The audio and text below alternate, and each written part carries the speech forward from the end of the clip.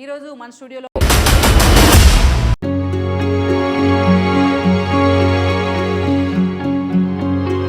మన పురాణాల్లో ఉన్న సీత, కుంతి వీళ్ళందరూ ఆమె కూడా ఫెమినిస్ట్ అనేది మీ మాటల్లోనే వింటాను నేను ఫస్ట్ టైం. నా దృష్టిలో ఫెమినిజం అంటే అదేనండి. రాముడు కూడా అప్పుడు దాకా మరి ఆయన కూడా ఏదో ఒక పరీక్ష పెట్టుండాలి కదా. మోడ్రన్ సొసైటీలో నిజంగానే అలాంటి స్థితులు ఉన్నారనుకో. ఆ మాట అన్నందుకే పాపం నటి అన్నపూర్ణని ఇంట్లో తల్లి కూతురికి సరైన గౌరవం ఇస్తే అబ్బాయి. కానీ ఇక్కడ ఫెమినిజం అంటే కేవలం ఆడవాళ్ళు గొప్ప అనేది ఒకటి ఎందుకు వస్తుంది? స్త్రీకి స్త్రీ శత్రువు కాదు, స్త్రీకి స్త్రీయే.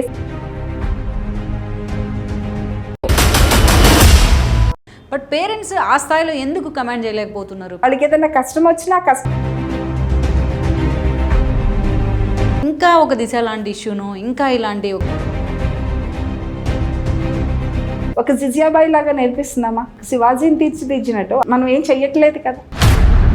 అమ్మాయిలకి అన్ని ఆర్థిక స్వాతంత్రం వచ్చిన తర్వాత కానీ అలాంటి కేసెస్ కూడా ఎందుకు ఈరోజు బ్రీచ్ అవుతుంది? గ్లోబలైజేషన్ పేరుతోనో ఒక పోటీగంలో మనం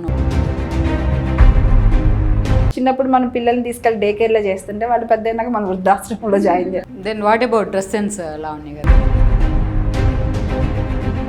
అవును, ఈ మాట అంటే అబ్బాయిలు కూడా అదే అట్లా డ్రెస్లు వేసుకుంటున్నారు, వాళ్ళకి ఎందుకు చెప్పరు మాకెందుకు చెప్తారంటారు కదా. భారతదేశంలో భారతీయ స్త్రీ కనబడిందంటే నమస్కారం పెట్టే స్థాయి మనది. కానీ అలా అని సక్సెస్ రేట్ ఉన్నోళ్ళు, సక్సెస్ పాత్లోకి వెళ్ళిన వాళ్ళు కూడా చాలా మందే ఉన్నారు కదా. ఈ మహిళా దినోత్సవాలు ఆ రోజు ఒక్కరోజే మహిళలు గుర్తొచ్చినట్టు పూజలు చేయటం ఏంటిది? నిజంగా మనం మహిళా దినోత్సవాలు చేసుకోవాలి అంటే వాళ్ళు కూడా